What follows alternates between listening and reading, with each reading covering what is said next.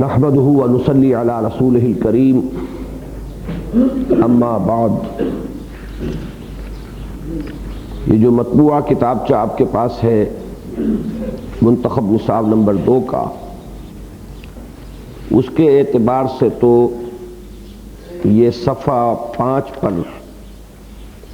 درس نمبر 4 ہے،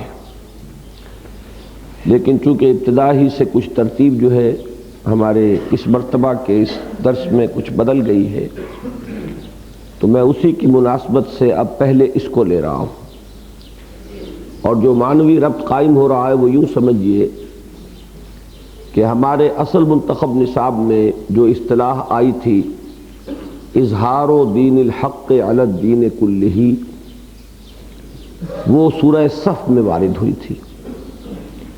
ہم نے اس انتخاب میں اس منتخب نصاب نمبر 2 میں وہی آیہ مبارکہ تھوڑے سے لفظی فرق کے ساتھ سورہ فتح میں وارد ہوئی تو اس کو بھی شامل کیا، اور اس کے متصلاً ساتھ ہی جو لوگ اس کام کے لیے کمر بستہ ہوں ان میں جو مطلوبہ اوصاف ہے ان کا ہمیں وہاں ذکر مل گیا، رہنمائی مل گئی۔ اس کے بعد ہم نے اس مضمون کے مشابہ مضمون جو سورہ مائدہ کی آیت نمبر 54 میں آیا اس کا مطالعہ کر لیا۔ اب اس کے بعد پھر یہی جو مضمون ہے اس کے لیے دوسری اہم اصطلاح اقامت دین، اس کے ضمن میں ہم نے سورہ شورى کی آیات 12، 13، 14 اور 15 کا مطالعہ کیا، اور اسی کے تتمے کے طور پر آخری حصے سے 2 آیات استجیبوا لربکم، وہاں سے ان کا مطالعہ کر لیا ہے۔ اب اسی مناسبت سے اس سورہ شورى میں بھی اوصاف بیان ہوئے ہیں۔ جو لوگ اس اقامت دین کی جو فرضیت ہے اس کا انہیں شعور حاصل ہو جائے اور اس کے لیے کمر کسیں، اس کے لیے ہمت کریں، اس کے لیے ارادہ کریں، انہیں یہ جان لینا چاہیے کہ اس کے لیے کچھ مطلوبہ اوصاف ہیں۔ تو گویا کہ وہی مضمون ہے جو یہاں اب آ رہا ہے۔ اب ہم اس سے پہلے کہ آگے بڑھیں اسی مناسبت سے، اسی ترتیب سے پہلے سورہ شورى کی ان آیات کا ہم مطالعہ کر لیتے ہیں جو ہمارے اس مطبوعہ کتابچے میں درس نمبر 4 کے ذیل میں درج ہے۔ تو میں پہلے ان آیات کی تلاوت کر رہا ہوں۔ اعوذ باللہ من الشیطان الرجیم، بسم اللہ الرحمن الرحیم۔ فما اوتیتم من شیء فمتاع الحیاۃ الدنیا وما عند اللہ خیر وابقى للذین آمنوا وعلی ربهم یتوکلون۔ والذین یجتنبون کبائر الاسم والفواحش وإذا ما غضبوا هم یغفرون۔ والذین استجابوا لربهم وأقاموا الصلاة وأمرهم شورى بینہم ومما رزقناہم ينفقون۔ والذین اذا اصابهم البغی هم ينتصرون۔ وجزاء سیئۃ سیئۃ مثلها فمن عفا واصلح فاجرہ علی اللہ انہ لا يحب الظالمین۔ وَلَمَنِ انتصر بعد ظلمه فأولئك ما عليهم من سبيل إنما السبيل على الذين يظلمون الناس ويبغون في الأرض بغير الحق أولئك لهم عذاب أليم وَلَمَن صَبَرَ وَغَفَرَ إِنَّ ذَلِكَ لَمِنْ عَزْمِ الْأُمُورِ۔ صدق اللہ العظیم۔ رب اشرح لی صدری ویسر لی امری واحلل عقدۃ من لسانی یفقہوا قولی اللہم ربنا الہمنا رشدنا واعذنا من شرور انفسنا اللہم ارنا الحق حقا وارزقنا اتباعہ وارنا الباطل باطلا وارزقنا اجتنابہ آمین یا رب العالمین۔ ابتدائی میں یہ عرض کر دوں کہ یہ مضمون طویل ہے اور ہمارے پاس اس کے لیے اس وقت بمشکل 50 منٹ ہے، لیکن ابھی زیادہ دن نہیں ہوئے ہیں کہ کراچی میں جو شام الہدیٰ کا پروگرام ہوتا ہے اس میں نے ان آیات کا بیان کیا، اور اگرچہ اس میں بھی کچھ تقسیم ہو گئی کہ آخری 2 آیات پہلی نشست میں بیان نہیں ہو سکیں یا یہ کہ ان کا حق ادا نہیں ہو پایا، لیکن پہلی 6 آیات پر غالباً 2 گھنٹے سے زائد کا وہ کیسٹ اور ویڈیو کیسٹ دونوں موجود ہیں۔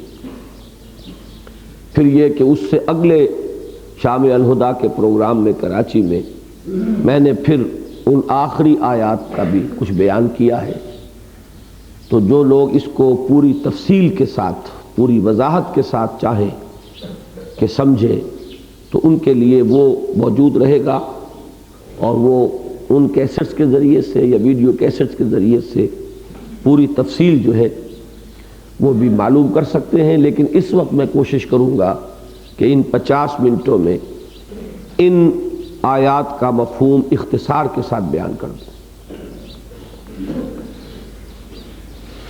ان میں جو اوصاف بیان ہو رہے ہیں، پہلی آیات میں 2 اوصاف ہیں پہلی آیت میں، اور یہ ایمان کا لب لباب ہے، ایمان کا خلاصہ، ایمان کا حاصل۔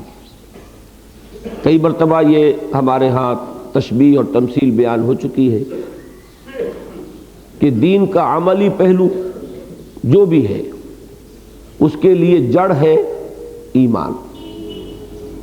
عملی پہلو چاہے انسان کی انفرادی زندگی سے متعلق ہو، اس کی ذات سے متعلق ہو، چاہے وہ شہادت علی الناس اور اقامت دین کی جد و جہد ہو، یہ سب انسان کے عملی جو پہلو ہے اس کی زندگی کا، اسی کے حصے ہیں، اسی کے درجے ہیں، اسی کے مراحل اور مراتب ہیں۔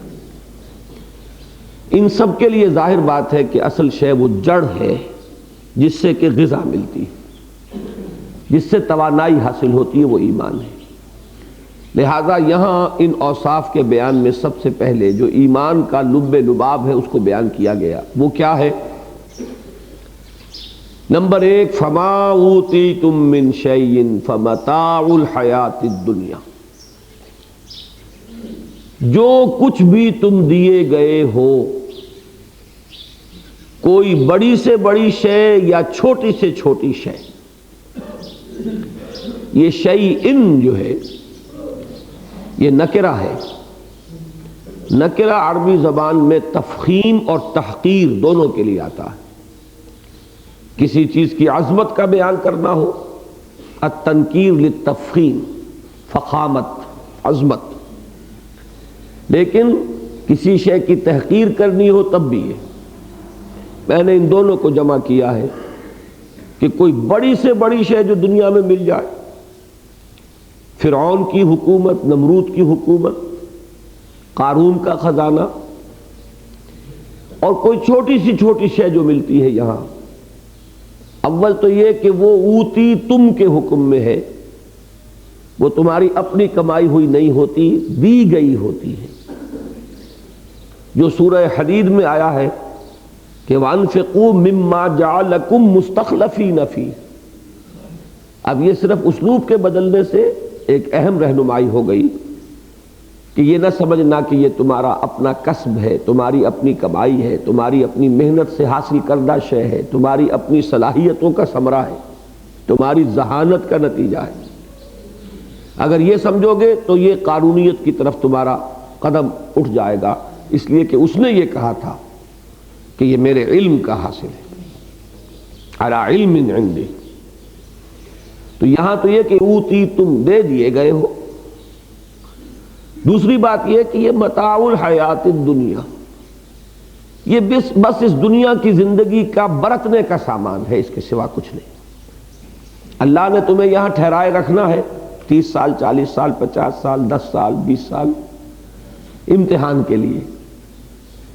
تو اگر کمرہ امتحان میں کوئی تمہیں کرسی دے دی گئی، کمرہ امتحان میں میز دے دی گئی، کوئی قلم دے دیا گیا، کوئی دوات دے دی گئی، وہاں تمہارے لیے پانی کا کوئی اہتمام کر دیا گیا کہ کوئی ملازم کھڑا ہے، تو کیا ان چیزوں کے بارے میں تمہارا یہ گمان ہوتا ہے کہ یہ تمہاری ملکیت ہے؟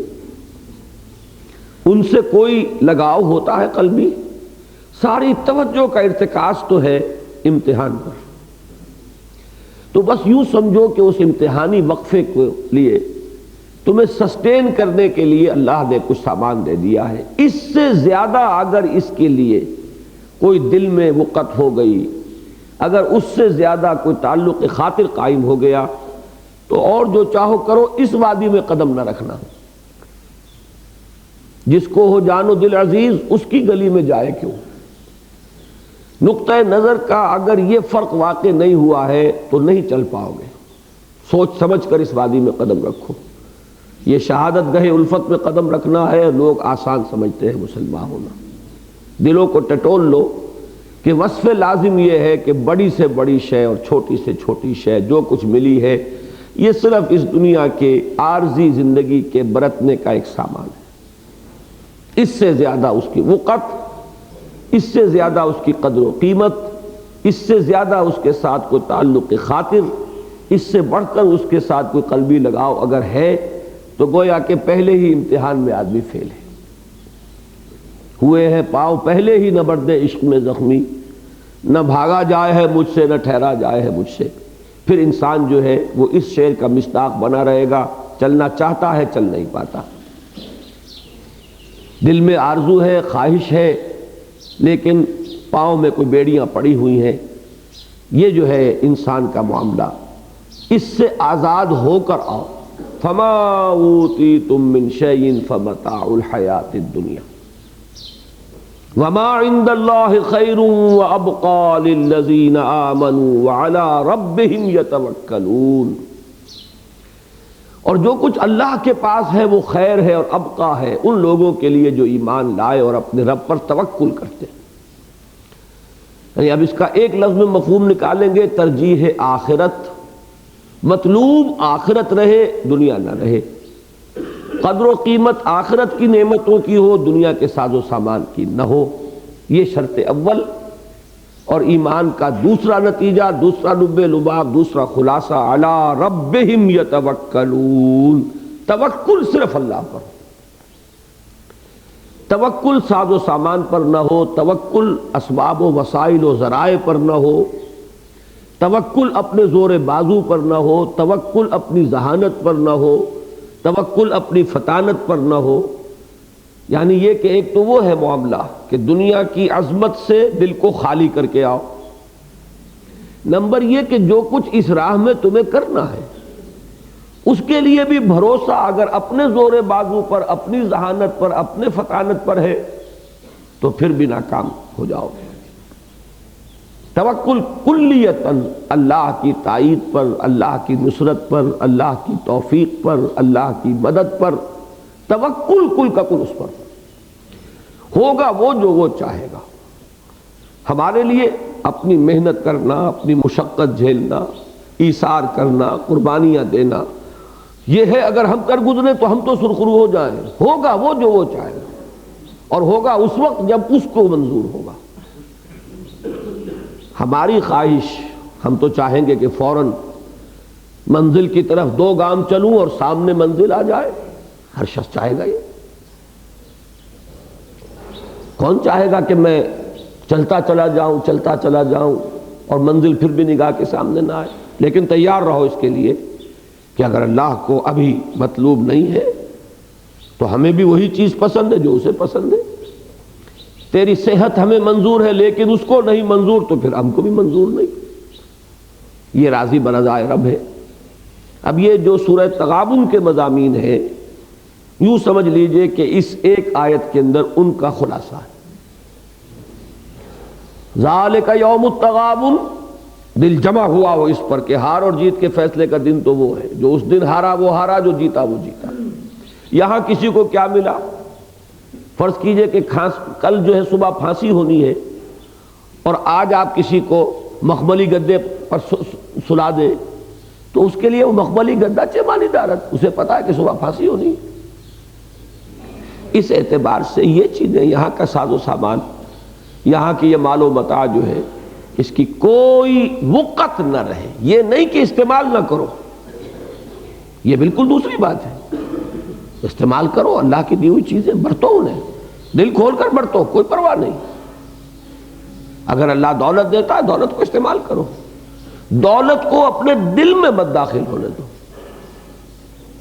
اس دولت کو بھی ذریعہ بناؤ اللہ تعالیٰ کے تقرب کا، اللہ تعالیٰ کے قرب حاصل کرنے کا، انفاق فی سبیل اللہ، ادائے حقوق میں صرف کرو۔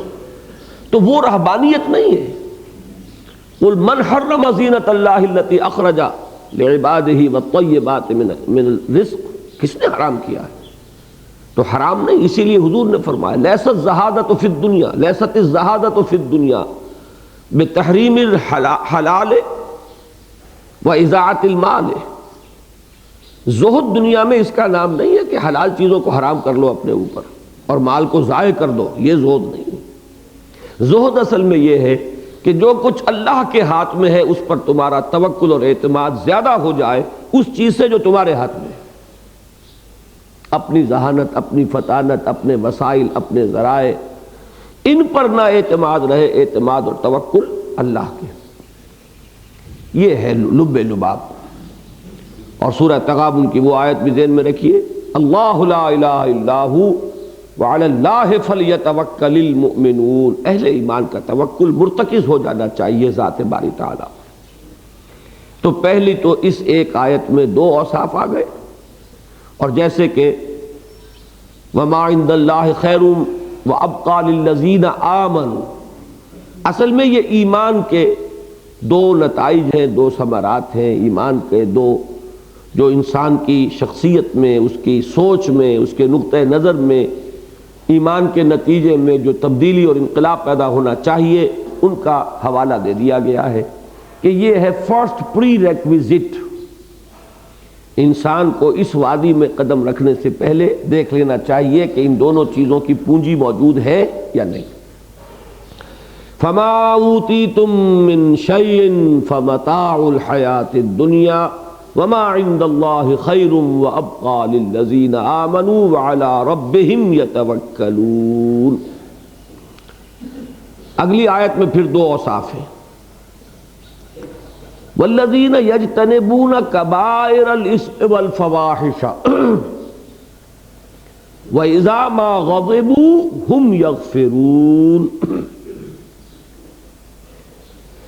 اور وہ لوگ کہ جو اجتناب کرتے ہیں، جنب کہتے ہیں پہلو کو، اجتناب ہے پہلو بچائے رکھنا، ہم اس کو کہتے ہیں پہلو تہی کرنا، کسی چیز سے بچ کر چلنا۔ یجتنبون اجتناب، اردو میں بھی استعمال کرتے ہیں ہم اس کو۔ والذین یجتنبون کبائر الاثم والفواحش، اور وہ لوگ جو بچتے رہتے ہیں اور جو اپنے آپ کو بچائے رکھتے ہیں بڑے بڑے گناہوں سے اور بے حیائی کی باتوں سے۔ یہ جو لفظ کبائر یہاں آیا ہے، یہ مضمون قرآن مجید میں دو اور مقامات پر آیا ہے، سورۃ النجم میں ہے اور سورۃ النساء میں ہے۔ اور ان تینوں مقامات کا، اس کے مضمون کی اہمیت کا اندازہ اس سے کر لیجئے کہ یہ مضمون تین مقامات پر ہے۔ کیوں یہاں آ رہا ہے اس ذکر میں؟ اس کو یوں سمجھیے کہ انسان پر جیسے کچھ بہت سی اور دوسرے جذبات کا غلبہ ہو جاتا ہے، ایسے ہی نیکی کا بھی جب ایک غلبہ ہوتا ہے آدمی پر تو اس کی باریک بینیاں بڑھتی چلی جاتی ہیں، اس کی حس زیادہ بڑھتی چلی جائے گی۔ ایک برائی سے آپ نے اپنے آپ کو بچایا، اب اس سے چھوٹی برائی نظر آئے گی۔ اس کو میں نے کئی مرتبہ بیان کیا ہے کہ یہ بالکل ایسے ہے جیسے پیاز پیاز کا ایک چھلکا اتاریے تو آگے پھر چھلکا ہی ہے، اس دوسرے چھلکے پر جو داغ ہے وہ آپ کو نظر نہیں آئے گا جب تک پہلا نہیں اتاریں گے آپ. اس سے پہلے آپ کو اس کا احساس ہی نہیں ہوگا کہ میرے اندر یہ خرابی بھی ہے. جب پہلا چھلکا اترے گا، پہلی خرابی سے آپ اپنے آپ کو بچا لیں گے، اپنا دامن پاک کریں گے تو دوسرا نظر آئے گا. دوسرا چھلکا اتاریں گے، پھر آگے تیسرا چھلکا ہے، پھر اس کا کوئی داغ ہے وہ نظر آئے گا. جب تک دوسرا نہیں ہٹے گا وہ نظر نہیں آئے گا.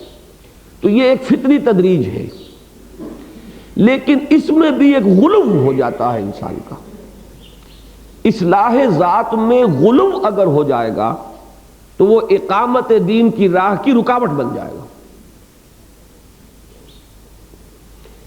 آپ غور کر رہے ہیں اس کو کہ انفرادی اصلاح اور اصلاح اور اصلاح اور اصلاح اور رگڑو اور مانجو، توجہ ساری اسی میں منعطف رہے گی.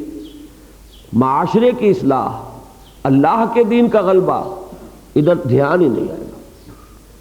جو ہمارے ہاں رہبانیت کا نظام آیا، جو ہمارے ہاں خانقاہیت کا ایک انسٹیٹیوشن بن گیا کہ اب اسی میں لگے 40 برس تک یہ کرتے رہے. خدا کے بندو 40 برس، اس میں پھر کون سا وقت آدمی کے پاس رہ گیا کہ وہ اس ماحول کی اصلاح کے لیے بھی نکلے، اس کے لیے بھی اپنی توانائیاں کھپائے، اس کے لیے اس ماحول کے اندر بھی کوئی تبدیلی لانے کے لیے کوئی باطل کو للکارے، کوئی نیکی کو منظم کرے، منظم کر کے اسے قوت کی شکل دے، ٹکرائے اسے باطل کے ساتھ. کہاں وقت رہ جائے؟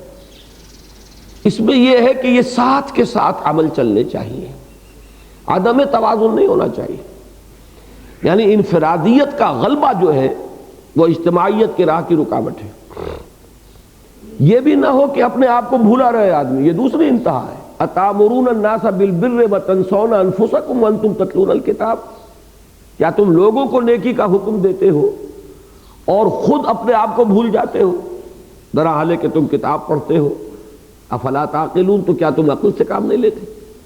یہ ایک انتہا ہے، اس کو بھی ذہن میں رکھیے. لیکن یہ دوسری انتہا جو ہے غلو کرنا اس میں. اب آپ غور کیجئے، اسی شہر لاہور میں ایک صاحب موجود ہیں، انتہائی نیک آدمی. وہ گوشت اس لیے نہیں کھاتے کہ کچھ پتہ نہیں صحیح ذبح ہوا کہ نہیں ہوا،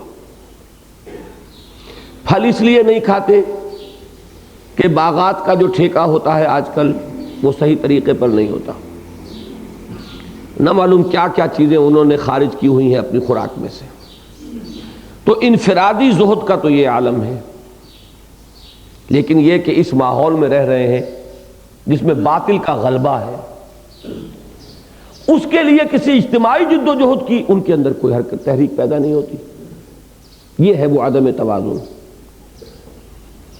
کہ ایک طرف تو یہ معلوم ہوا کہ اتنے زاہد ہیں اور اتنے عابد ہیں اور اتنے متقی ہیں کہ ان کا گھوڑا بھی مشکوک کھانا نہیں کھاتا، مشکوک گھاس نہیں کھاتا. ٹھیک ہے، اللہ تعالیٰ کو مقام اگر کسی کو دے دے ہمیں تو پسند ہے، لیکن یہ کہ باطل کا غلبہ ہو، غیر اسلامی حکومت ہو، اس کی وہ تھانے داری فرما رہے ہو، یہ ہے عدم توازن. کہ ذاتی نیکی، ذاتی زہد، ذاتی تقوی، اس کا تو غلو اس حد کو پہنچا ہوا ہے، لیکن باطل سے نبرد آزمائی، حق کے غلبے کے لیے جد و جہد، وہ سرے سے خارج از بحث. اس عدم توازن کو روکنا مقصود ہے، جس کے لیے کہ وہ حدیث ہمارے اس منتخب نصاب میں، بلکہ پہلے سبق کے ساتھ ہی سورۃ العصر کے کتابچے میں میں نے وہ حدیث جو ہے نقل کی ہوئی ہے کہ اوحی اللہ عز وجل الی جبرائیل علیہ الصلاۃ والسلام ان اقلب مدینۃ کذا وکذا باہلها قال فقال ان فیها عبدک فلانا لم یعصک طرفۃ عین قال اقلبها علیہ وعلیہم فإن وجہہ لم یتمعر فی ساعۃ القط. حضور فرماتے ہیں کہ اللہ تعالیٰ نے حضرت جبرائیل کو حکم دیا کہ فلاں فلاں بستیوں کو الٹ دو. حضرت جبرائیل نے عرض کیا کہ اللہ فلاں بستی کو الٹ دوں، اس میں تو تیرا وہ بندہ بھی ہے کہ جس نے پلک جھپکنے جتنی دیر بھی معصیت میں بسر نہیں کی. یہ انفرادی نیکی کی یہ انتہا. حکم کیا ہوا؟ الٹو اس کو، پہلے اس پر پھر دوسروں پر. کیوں؟ اس لیے کہ اس کے چہرے کا رنگ کبھی میری غیرت اور حمیت میں متغیر نہیں ہوا. بے غیرت انسان لگا رہا اپنی ذاتی نیکی میں، اپنے آپ کو مانج رہا ہے. وہ مانج کے جو ہے وہ اس انتہا کو پہنچ گیا کہ لم یعصک طرفۃ عین. اور یہ کہ باہر کیا ہو رہا ہے، کفر کس طرح دندنا رہا ہے، شیطنت کس طرح ننگا ناچ رہی ہے، بے حیائی کا سیلاب کس طور سے آ رہا ہے، اللہ کی شریعت کا استہزاء کس طرح ہو رہا ہے، اس سے اس کی کوئی غرض ہی نہیں. تو یہ جو عدم توازن ہے اس کو ان الفاظ کے نوچ کبائر الاسم والفواحش، بڑی بڑی چیزیں، بڑے بڑے گناہ، ان سے اپنے آپ کو بچا لیجئے، دامن پاک کر لیجئے، اور بے حیائی کے کاموں سے اپنے آپ کو بچا لیجئے. اس کے بعد یہ ہے کہ اسی جد و جہد میں پڑھیے، مزید اصلاح ہوگی. لیکن اپنی اصلاح کے عمل کو کامل کر کے ہم قدم رکھیں گے تو وہ کبھی وقت نہیں آئے گا. کامل تو کبھی ہوگا ہی نہیں آدمی. کون کہہ سکتا میں کامل ہو گیا؟ جو کہے وہ احمق ہے. کامل تو آخری وقت تک نہیں ہوگا. It's a life long process. یہ تو مسلسل اصلاح کا عمل ہوگا. یہ ہے اس مقام پر اس مضمون کے آنے کا منطقی ربط. والذین یجتنبون کبائر الاسم والفواحش واذا ما غضبوا هم یغفرون. چوتھا وصف اور اس آیت کا دوسرا وصف کیا ہوا؟ غصے میں کوئی اقدام نہ ہو. انسان غصے میں آ کر کوئی قدم نہ اٹھائے، جھنجھلاہٹ میں آ کر کوئی زبان سے کلمہ نہ نکالے. جب ان کو غصہ آ جاتا ہے تو وہ معاف کر دیتے. اب اس میں نوٹ کیجئے کہ غصے کی نفی نہیں ہے. یہ پھر وہ غیرت و حمیت کے فقدان کی علامت ہے کہ غصہ آئے نہ. وہ تو وہی شخص ہوگا جس میں یا غیرت نہیں یا حمیت نہیں، یا پھر پرلے درجے کا کوئی منافق ہوگا. یہ بہت ٹھنڈے لوگ جو ہوتے ہیں وہ بڑے خطرناک لوگ ہوتے ہیں. غصہ یہ انسان کے اندر اللہ نے رکھا ہے، غیرت اور حمیت کا مادہ رکھا ہے. غصہ آنا چاہیے، ٹھیک جگہ پر آنا چاہیے، غلط جگہ پہ نہیں آنا چاہیے. سیدھی بات. انسان میں اگر شہوت کا جذبہ رکھا ہے تو وہ کوئی بری شے نہیں ہے. ہاں اس کو صحیح رخ پر استعمال ہونا چاہیے، غلط راستے پہ نہیں پڑنا چاہیے. تو غصہ جو ہے اس کی نفی نہیں. اذا ما غضبوا، جب انہیں غصہ آتا. لیکن یہ کہ غصے میں کوئی اقدام کیا جائے گا تو غلط ہو جائے گا. انسان اقدام کرے غصے کے رفع ہونے کے بعد، اور غصے کی حالت میں تو معاف کرے. والکاظمین الغیظ والعافین عن الناس، غصے کے پی جانے والے اور لوگوں کو معاف کرنے والے. یہ چیز جو ہے خاص طور پر کسی اجتماعی جد و جہد میں یہ بہت ضروری ہے. اگر جھنجھلاہٹ طاری ہونے لگے، غصے میں آدمی کچھ کہہ دے، غصے میں کوئی قدم اٹھا لے، تو یہ بہت بڑی تباہی کا پیش خیمہ ہو سکتا ہے. میں نے جو آپ کو وہ جبران خلیل جبران کا فقرہ سنایا تھا کہ عقل سے رہنمائی حاصل کرو اور جذبے کے تحت حرکت کرو. ڈائریکشن کا تعین ہوگا، جانا کہاں ہے عقل سے.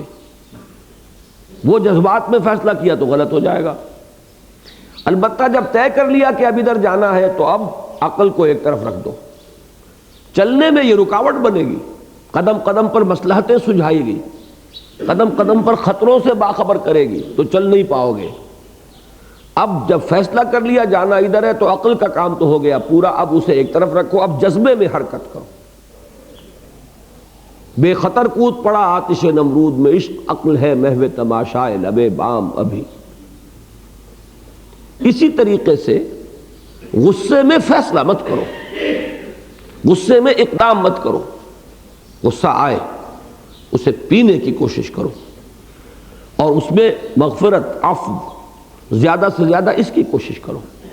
غصے میں اگر فیصلہ ہوگا، غصے میں اقدام ہوگا تو غلط ہو جائے. والذین استجابوا لربہم. اب ایسے محسوس ہوتا ہے، یہ پہلے میں نے بیان نہیں کیا ہے، آج اشارہ کر رہا ہوں کہ یہ جو استجابت کا لفظ اب آیا، اور وہ لوگ کہ جنہوں نے لبیک کہی اپنے رب کی پکار پر، وہ رات ہم پکار وہ دیکھ چکے، وہ کون سی؟ استجیبوا لربکم. مراد کیا؟ ان اقیموا الدین ولا تتفرقوا فیہ، دین کو قائم کرو اور دین کے باب میں اور اقامت دین کی جد و جہد میں متفرق نہ ہو جاؤ. لیکن یہاں جو لایا گیا 2 آیتوں میں 4 اوصاف، اس سے پہلے اس کے لیے صحیح ربط قائم ہوا کہ یہ پری ریکویزٹس ہیں. یہ 4 کام جو ہے آدمی کر لے تو اس وادی میں قدم رکھے. اگر دنیا اور ما فیہا کی وقت ابھی دل میں ہے اور آپ اس راستے پر پڑ گئے تو بھی خود آپ کی اپنی شخصیت اور یا کام، اس دونوں کو نقصان پہنچے گا. اس لیے کہ یہی شے در حقیقت منافقت کے لیے تمہید بنتی. توکل نہیں ہے تو بھی وہ کام کسی غلط رخ پر پڑ جائے گا. اسی طریقے پر اگر ابھی بڑی بڑی خرابیوں سے بھی اپنے آپ کو نجات نہیں دلائی ہے تو بھی یہ آپ غلط سٹارٹ لے رہے ہیں. اگر ضبط نفس ابھی اتنا نہیں ہوا کہ غصے کو قابو میں رکھ سکو، اس لیے کہ آپ کو معلوم ہے کہ وہ حدیث جس میں حضور نے 4 اوصاف بیان کیے کہ جس میں یہ چاروں ہیں وہ پکا اور کٹر منافق ہے، اور جس میں ان میں سے ایک ہے وہ اسی نسبت سے نفاق ہے. اس میں جو چوتھا وصف ہے وَإِذَا خَاصَمَ فَجَرَ، جب کسی سے جھگڑتا ہے تو آپے سے باہر ہو جاتا ہے، پھٹ پڑتا ہے، اسے اپنے اوپر کنٹرول ہی نہیں رہتا، جو منہ میں آئے بک دے، جو اینٹ روڑا ہاتھ میں آئے دے مارو. یہ در حقیقت اس نفاق کی علامت ہے. تو اس میں بھی ضبط نفس، یہ 4 کام آدمی اپنے آپ کو ٹٹول لے، یہ پری ریکویزٹس کے درجے میں ہے. اس لیے یہاں پر اب لائے ہیں والذین استجابوا لربہم، وہ لوگ کہ جو اپنے رب کی پکار پر لبیک کہیں، جو قبول کریں اپنے رب کی دعوت کو. جیسے رات بحث ہوئی تھی استقامت اور اقامت، تو اقامت کا ایک شاذ مفہوم وہ ہے کہ جو استقامت کا اصل مفہوم ہے. کہیں کہیں استقامت کی جگہ اقامت استعمال ہو جاتا ہے، لیکن اقامت کا اپنی جگہ پر جو اصل مفہوم ہے وہ ہے قائم کرنا کسی شے کو. اسی کے ہم وزن ہے یہ 2 الفاظ، اجابت اور استجابت. یہ بھی رات میں نے بیان کیا تھا لیکن زیادہ تفصیل کے ساتھ نہیں. اجابت بھی کسی کی دعا کو، کسی کی پکار کو، کسی کی ندا پر لبیک کہنا، قبول کرنا، اجابت. لیکن اس کے لیے جو اصل لفظ ہے وہ استجابت ہے. آج ہی میں آتے ہوئے وہ معجم المفہرس میں دیکھ کر آیا گنتی کر کے کہ اجابت کا لفظ یا اجابت کے مادے سے مصدر سے اس ضمن میں جو الفاظ استعمال ہوئے قرآن مجید میں وہ 8 ہے، اور استجابت سے جو آئے ہیں وہ 28 ہیں. اور اس سورہ مبارکہ میں تو یہ 3 مرتبہ استجابت کا لفظ آیا ہے. استجیبو اور یہاں استجابو آ گیا، اور اس سے پہلے بھی ایک مقام پر آ چکا ہے والذین یحاجون فی اللہ من بعد ما استجیب لہ حجتہم داحضۃ عند ربہم. البتہ رات کے درس میں ایک غلطی مجھ سے ہوئی، وہ آیت کے جس میں کتاب اور میزان آئے ہیں جڑ کر سورہ حدید کے مانند، وہ آیت نمبر 17 ہے، آیت نمبر 16 نہیں. آیت نمبر 16 میں یہ ہے والذین یحاجون فی اللہ من بعد ما استجیب لہ حجتہم داحضۃ عند ربہم وعلیہم غضب ولہم عذاب علیم، یہ عذاب شدید. بہرحال اب یہاں پر لفظ آیا ہے والذین استجابوا لربہم، اور وہ لوگ کہ جو لبیک کہیں اپنے رب کی پکار پر، واقاموا الصلاۃ، ان کی اس اجتماعی ہیئت جو وہ قائم کرے اپنے اس جد و جہد کے لیے، اس کا اہم ترین وصف ہوگا اقامت صلاۃ، جس کو منات کہتے ہیں۔ وہ جو چکی کی کلی ہوتی ہے جس پر کہ وہ گھومتی ہے، وہ کیا ہے؟ وہ اقامت صلاۃ۔ اس سے پہلے کے سبق میں وہ آ چکا، تراہم رکعا سجدا یبتغون فضلا من اللہ ورضوانا۔ اپنے انفرادی معاملے کے اعتبار سے جو نماز نفل ہے، تہجد ہے، قیام اللیل ہے، اس کی اہمیت زیادہ ہے، تقرب بالنوافل۔ اجتماعیت کے اعتبار سے فرض نماز ہے اصل شے، تقرب بالفرائض۔ اس لیے یہاں پر جو لفظ لایا گیا وَأَقَامُوا الصَّلَاةَ، نماز کو وہ قائم رکھتے ہیں، معلوم ہوتا ہے کہ ان کا پورا پروگرام، ان کے معمولات، ان کے 24 گھنٹے کے مشاغل وہ جکڑے ہوئے ہیں صلاۃ کے اس نظام کے ساتھ۔ نماز قائم ہے، پوری زندگی کو اس نے بیک بون کے طریقے پر اس کو سہارا دیا ہوا ہے۔ وَأَمْرُهُمْ شُورَىٰ بَيْنَهُمْ، اب یہ چونکہ اجتماعی معاملات اب آ گئے اور ان کا معاملہ باہم مشورے کے ساتھ چلتا ہے۔ امرہم شورا بینہم، اب اس میں ذہن میں رکھیے گا کہ شورا اور جمہوریت، شورائیت اور جمہوریت، ایک تو ان میں بنیادی فرق ہے۔ جمہوریت اصل میں حاکمیت کے تصور کے ساتھ ہوتی ہے، شورائیت اس میں وہ حاکمیت کا تصور بالکل نہیں ہے۔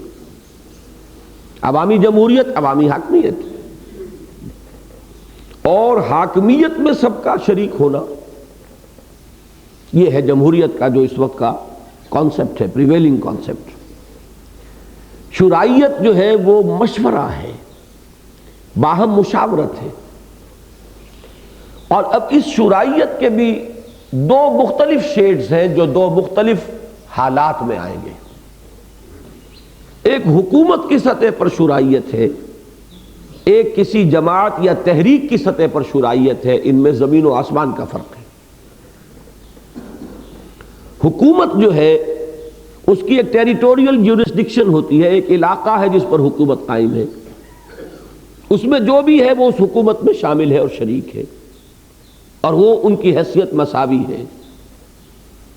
جماعت میں کوئی ٹیریٹوریل جیورسڈکشن نہیں ہے، جو داخل ہوتا ہے اپنی مرضی سے، جو نکلتا ہے اپنی مرضی سے۔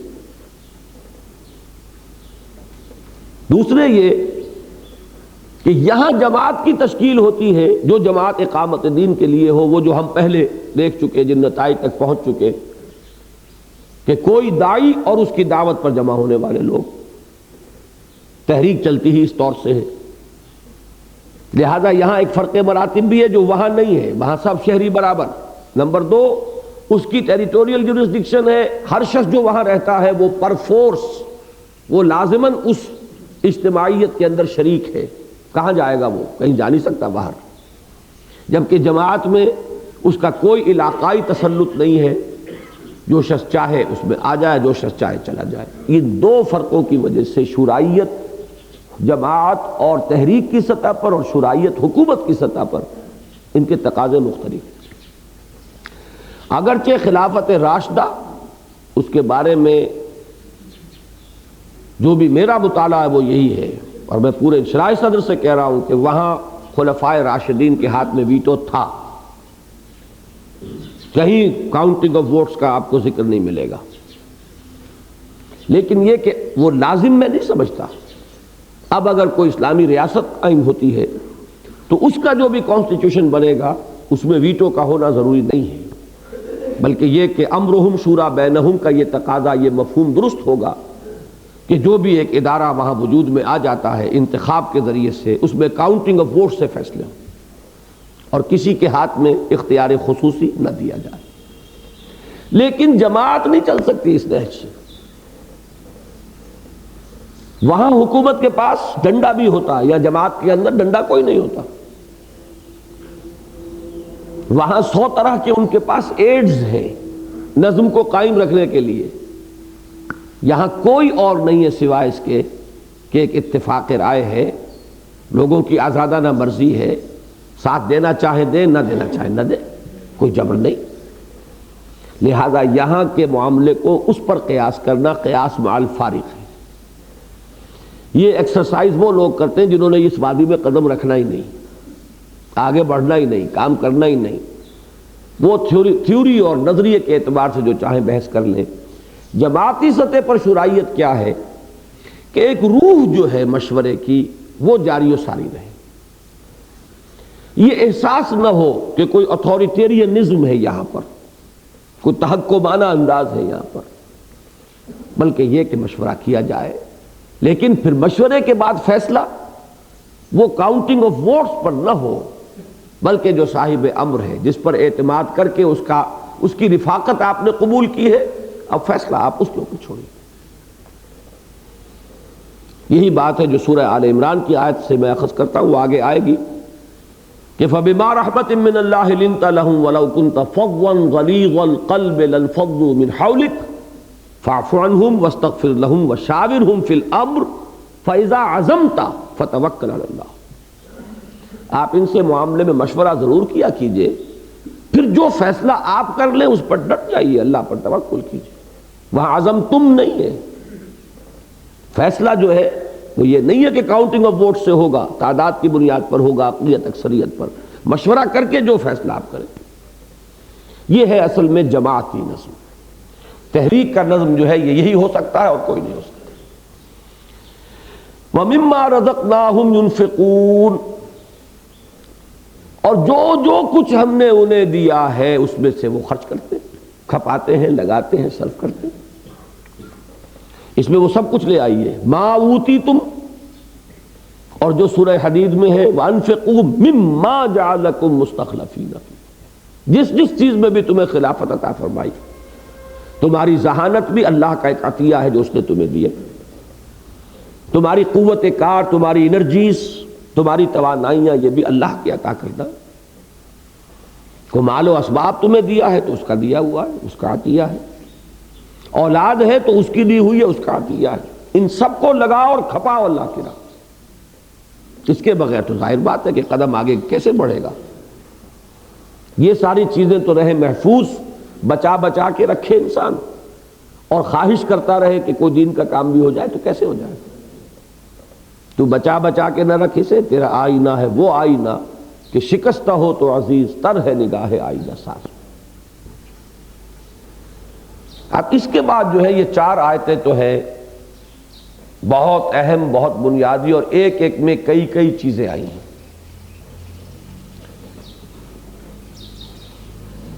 بلکہ 3 آیتیں ہوئی غالباً۔ اب اس کے بعد جو آیات آ رہی ہیں ان میں ایک مضمون آ رہا ہے، وَالَّذِينَ إِذَا أَصَابَهُمُ الْبَغْيُ هُمْ يَنْتَصِرُونَ، یہ 4تھی آیت ہے، اور پھر اس کے اوپر ایک بحث ہے جو آگے شروع ہو گئی، اور وہ لوگ کہ جن پر اگر کوئی زیادتی ہو تو وہ بدلہ لیتے ہیں۔ یہ بظاہر بڑا ہی ایک مختلف انداز ہے اس سے جو عام طور پر لوگ سمجھتے ہیں کہ دین کی دعوت کے ضمن میں ہونا چاہیے، اور جس کی دعوت دین کے ضمن میں واقعتاً قرآن مجید میں بھی تلقین کی گئی۔ وہ کیا ہے؟ دعوت کے میدان میں اور دعوت کے سطح پر، دعوت کے مرحلے پر یہی مطلوب ہوگا کہ لوگ گالیاں دیں تم دعائیں دو، لوگ پتھر ماریں تم پھول پیش کرو، وہاں بدلہ دعوت کے راستے کی رکاوٹ ہو جائے گا۔ لیکن یہی حسن ہے قرآن مجید کا، حسن ربط، حسن ترتیب۔ پچھلی صورت ہے حامیم السجدہ، اس کا مرکزی مضمون دعوت ہے۔ وَمَنْ أَحْسَنُ قَوْلًا مِّمَّنْ دَعَا إِلَى اللَّهِ وَعَمِلَ صَالِحًا وَقَالَ إِنَّنِي مِنَ الْمُسْلِمِينَ وَلَا تَسْتَوِي الْحَسَنَةُ وَلَا السَّيِّئَةُ ادْفَعْ بِالَّتِي هِيَ أَحْسَنُ فَإِذَا الَّذِي بَيْنَكَ وَبَيْنَهُ عَدَاوَةٌ كَأَنَّهُ وَلِيٌّ حَمِيمٌ وَمَا يُلَقَّاهَا إِلَّا الَّذِينَ صَبَرُوا وَمَا يُلَقَّاهَا إِلَّا ذُو حَظٍّ عَظِيمٍ۔ صبر اور جھیلنا، بدلہ نہ لینا، ان کے برے رویے کے جواب میں حسن سلوک سے کام لینا، ان کی گالیوں کے جواب میں ان کو دعائیں دینا، ان کے تشدد اور ایذا رسانی کے جواب میں ان کی خدمتیں کرنا، یہ دعوت کی تاثیر کے لیے لازم ہے۔ لیکن کیا یہی دائمی وصف ہوگا؟ اول تو یہ جان لیجئے کہ اقامت دین سے جو شے مطلوب ہے وہ تو ہے اقامت عدل و قسط۔ وہی بات جو انفرادی سطح پر میں نے وہ معاشی نظام والی اپنی تقریر میں واضح کی ہے کہ جس طریقے سے ایک تقاضا قانون کا ہے، ایک تقاضا ہے اخلاق اور روحانیت کا۔ آپ کے کسی نے تھپڑ مارا، دو راستے اب ہوں گے آپ کے لیے، ایک جواباً آپ بھی تھپڑ رسید کریں، ایک یہ کہ آپ معاف کر دیں۔ اگر انتقام لینے کی قدرت رکھنے کے باوجود آپ معاف کرتے ہیں تو آپ کی انفرادی جو ہے تربیت، آپ کا ترفع روحانیت کی طرف پیش قدمی، اس کے لیے تو یہ مفید ہے۔ لیکن اس میں ایک نقصان بھی تو ہے۔ نقصان یہ ہے مجموعی سطح پر جو ظاہر ہوگا کہ شریروں کی حوصلہ افزائی ہوگی، جس نے ایک تھپڑ آج آپ کو مارا تھا کل کسی اور کو مارے گا، اس لیے کہ جوابی تھپڑ اسے رسید نہیں ہوا ہے۔ شرارت کی حوصلہ افزائی ہوگی۔ اجتماعی سطح پر تقاضا کیا ہے؟ وَلَكُمْ فِي الْقِصَاصِ حَيَاةٌ يَا أُولِي الْأَلْبَابِ، ہوش مندو بدلہ لینے میں زندگی ہے۔ جس نے ایک تھپڑ رسید کیا اس کو تھپڑ رسید کرو، ورنہ اس کی حوصلہ افزائی ہوگی، شرارت بڑھے گی، زندگی کا نظم درہم برہم ہو جائے گا۔ یہی تعزیرات کا فلسفہ اسلام کا، شدید ترین تعزیرات، شدید ترین سزائیں۔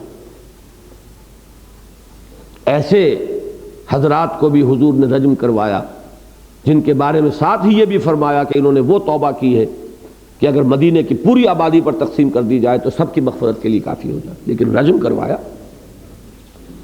اس لیے کہ اس کے ذریعے سے زنا کا سد باب ہوگا۔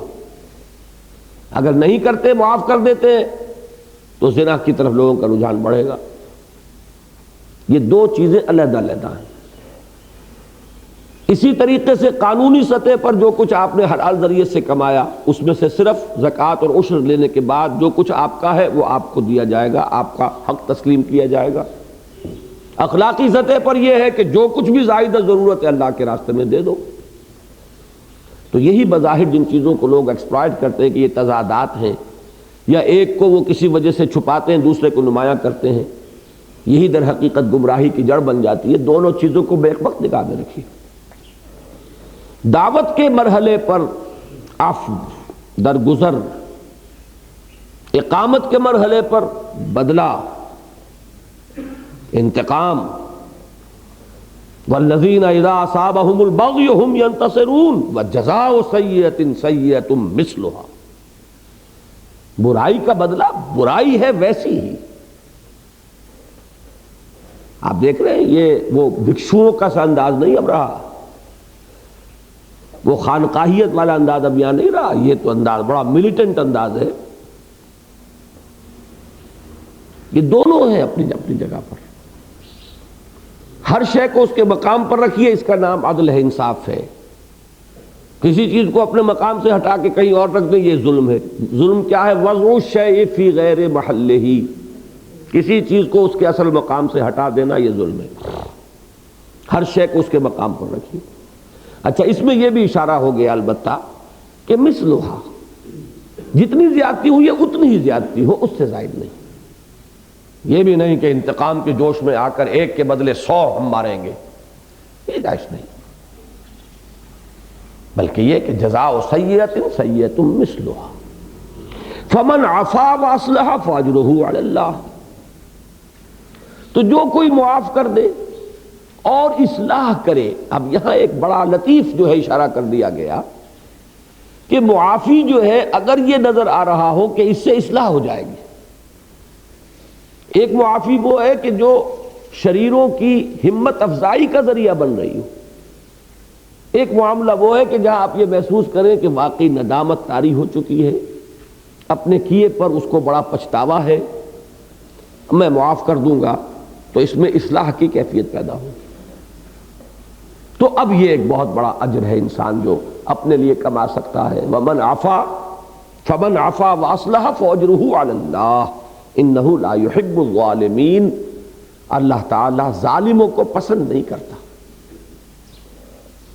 ہاں ظلم کی جڑ کٹ جاتی ہو، عفو سے اصلاح ہو جاتی ہو تو کوئی حرج نہیں، لیکن ظالموں کی ہمت افزائی ہو، حوصلہ افزائی ہو، نیک جو ہے وہ کونوں کھدروں میں دب کے رہے، خانقاہوں میں بیٹھے رہے اور شریروں کے لیے دنیا چھوڑ دے، یہ اللہ کو پسند نہیں.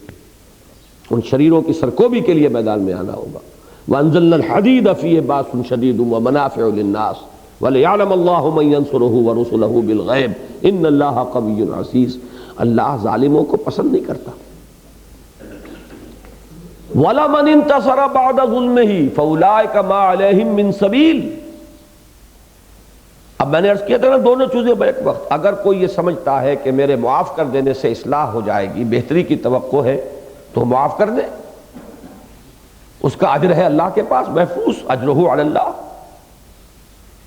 لیکن اگر کوئی شخص اپنے اس آپشن کو ایکسرسائز کرتے ہوئے معاف نہیں کر رہا، وہ کہتا ہے میں تو بدلہ لوں گا، میں نہیں چھوڑتا، اب آپ اس کو ملامت کرنے کے در پہ ہو جائیں، دیکھو اچھا کام چھوڑ کے برا کر رہا ہے، یہ بھی اس کے اسپرٹ کے خلاف ہوگا.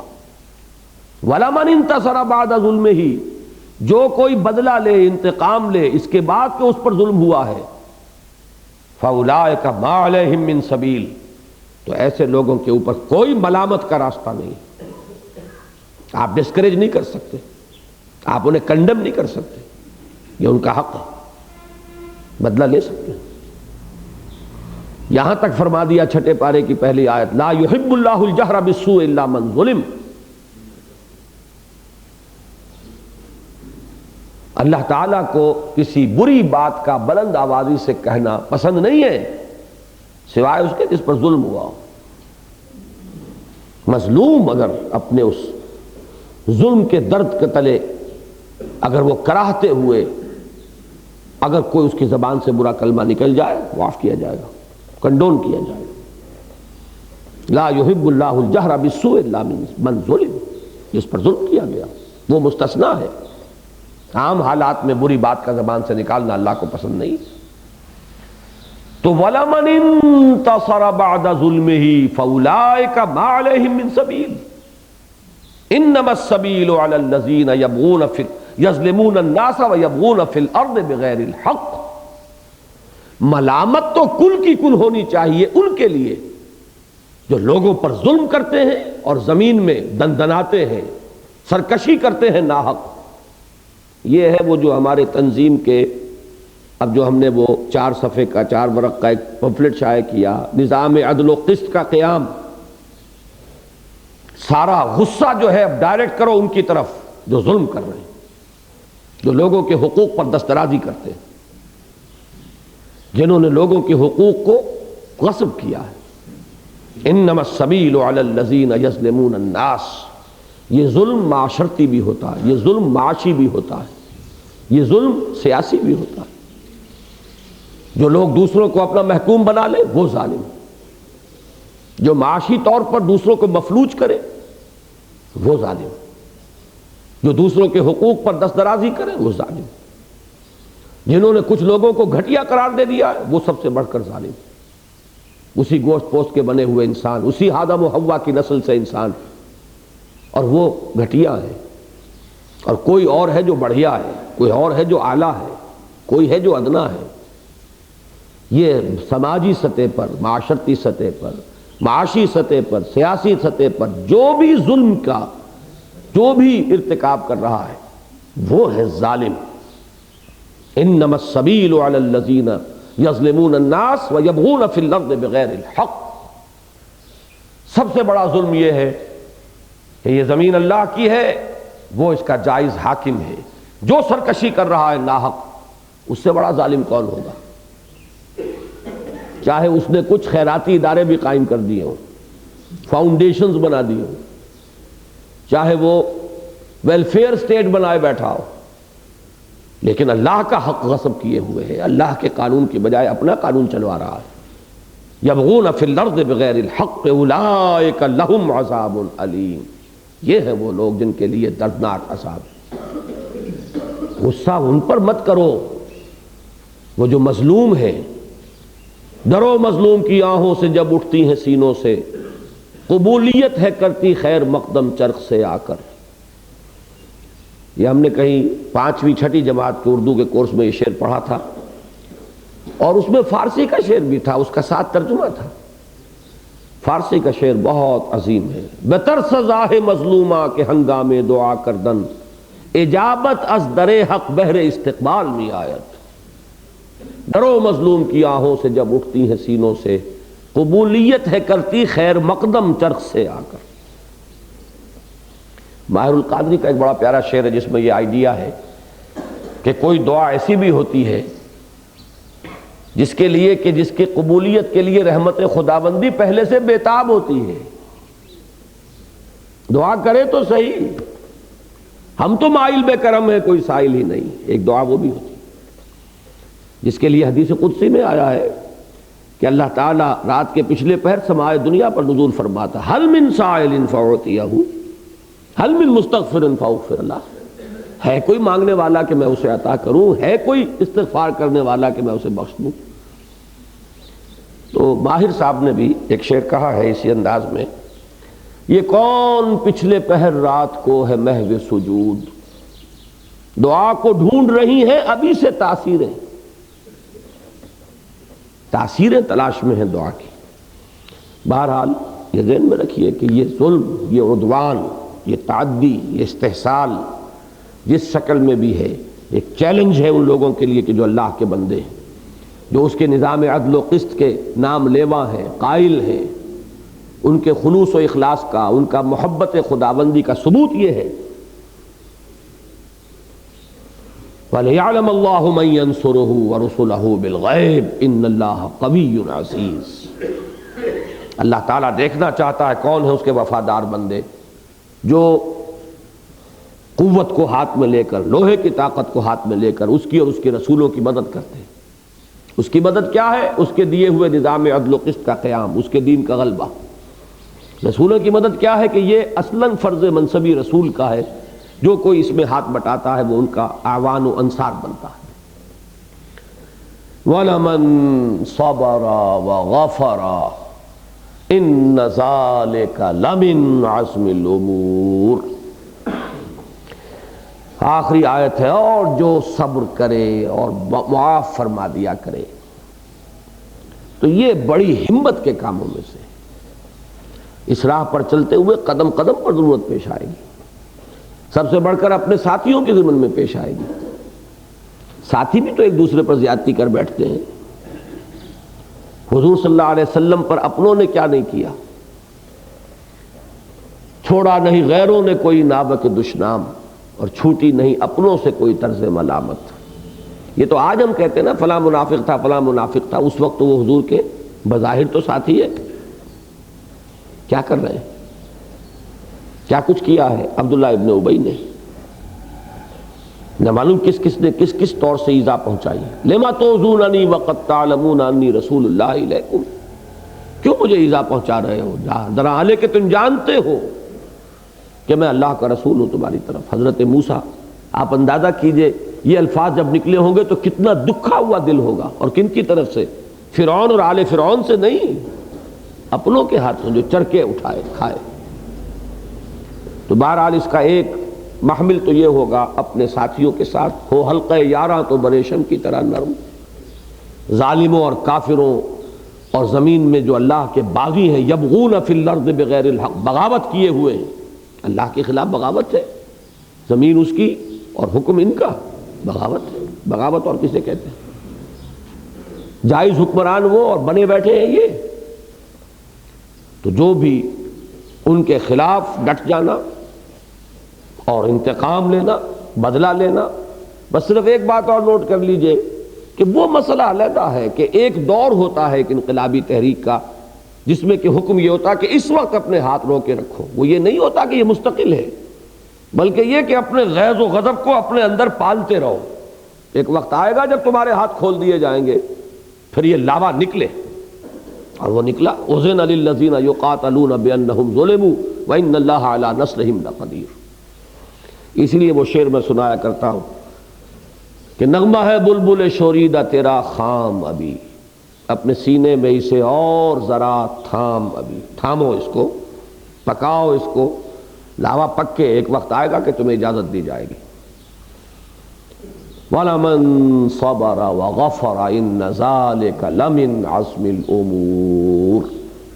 اللہم ربنا اجعلنا منہم، اللہم ربنا اجعلنا منہم۔ بارک اللہ لی ولکم فی القرآن العظیم ونفعنی وإیاکم بالآیات والذکر الحکیم۔